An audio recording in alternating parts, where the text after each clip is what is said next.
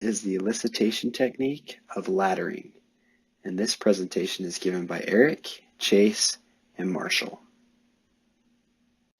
The first slide is laddering's history. Laddering was first introduced in the 1960s and used by psychologists.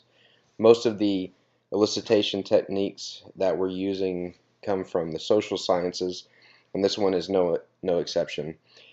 Originally, it was used to help understand a person's core values and belief. Through a series of questions, the interviewer would go deeper and deeper and deeper until they were able to find the person's core value and belief on a certain topic. Eventually, laddering was moved to the marketing sphere, where it was used to find a person's core value and belief on a certain topic. Why did you buy this car? How does it make you feel? Why do you need to feel that way? It's now used in software requirement solicitation.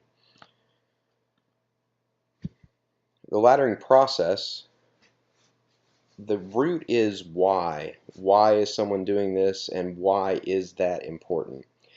The first question can be, what kind of features would be important, and what are the consequences of this feature? And then, the most important is, why is this feature or consequence important? The goal is to get to the value associated with the different features. It helps the interviewer, developer, architect get into the mindset, get into the head of stakeholders and end users. If you understand why something is important to them, you'll better be able to develop the requirements around that value for what is needed. All right, on to some of the upsides or advantages of the laddering elicitation technique.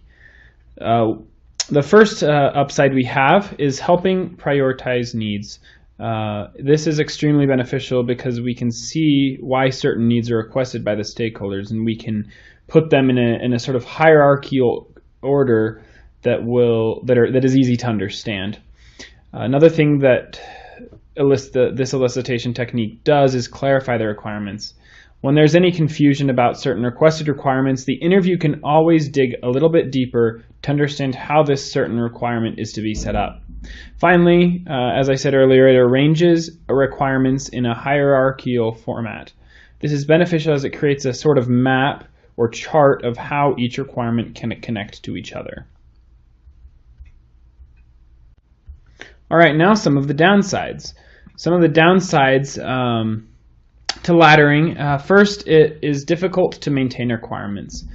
If or when a requirement changes, the whole hierarchy of requirements dissolves, since each requirement links to another. This is why it is hard to add or remove requirements. It just kind of messes with the whole system.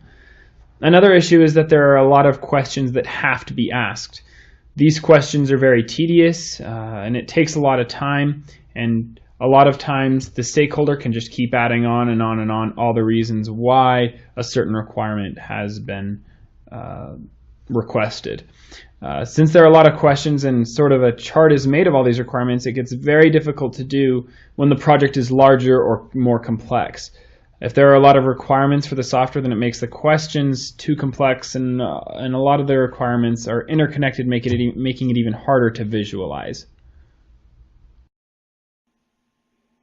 One thing that we need to understand is that there is a difference between explicit requirements and tacit requirements. Explicit requirements are easily identified, easily documented, and they are easy to express. Tacit requirements, on the other hand, are much more difficult to identify, articulate, and they usually come about through a person's experience. They deal mostly with the emotional connections that an individual has with a product or service. Laddering is used primarily for finding the tacit requirements for a product, or the hidden and more personal or emotional requirements. While if you are simply seeking to find the general explicit requirements, laddering is not as well suited to do so. So laddering is a great tool if you have a pretty good idea of the general requirements of a project, but you want to go a little further to see if you can clarify or enhance the requirements that you already have stated. With laddering, you can make sure your product makes an emotional connection with its consumers and that the requirements you have set are genuinely important to your users. In addition, laddering is usually better suited for smaller projects due to the tediousness of the interviews and the questions that need to be asked to stakeholders.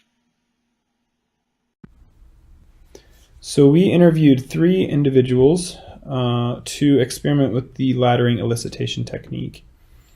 We asked each interviewee what top 3 features they would expect to see in a meal planning app, and then why each feature would be important and benefit them. So the first interviewee said that the top 3 features they would like to see are the ability to count calories, integration with other applications, and a shopping list. The ability to count calories would encourage them to be healthier because they want to look and feel better. The second feature was the integration with other applications, and they felt that it was important to them because it would help them to track their health, and they kind of kill 2 birds with 1 stone, one with being nutrition and one exercise. This would also be helpful because time is limited and they want to maximize their time with family and focus on things that matter most.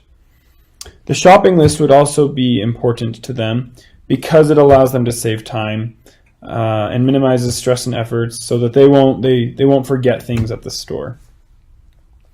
The second interviewee, they said that the top 3 features they'd like to see are options to select different meals, sort recipes by nutrition facts, and the ability to add their own recipes. The option to see different meals was important because it would make it easier to select a certain meal, and it's quicker and easier to get to a meal that they want. The second feature they'd like to see is to sort recipes by nutrition facts, making it easier to find meals according to their plan, or if they're cooking for someone else, they can eliminate recipes they are allergic to. And finally, the ability to add their own recipes, because it would help them to track the recipes much better than a cookbook, which you have to flip through. It's easier access than a cookbook and makes it easier to share recipes with others as well. The third interviewee wanted a search bar to search by ingredient, be able to compare the prices of ingredients with all stores, and a calendar so that they can attach recipes to that calendar. The search bar with searching by ingredient would make it easier to find recipes that they can make based on the ingredients that they have. And this would also help them to eat the stuff in their fridge or in their pantry that is about to go bad before it goes bad. The second feature they wanted was to compare prices of ingredients with all stores. That way they can get the best quality and the best price from certain stores.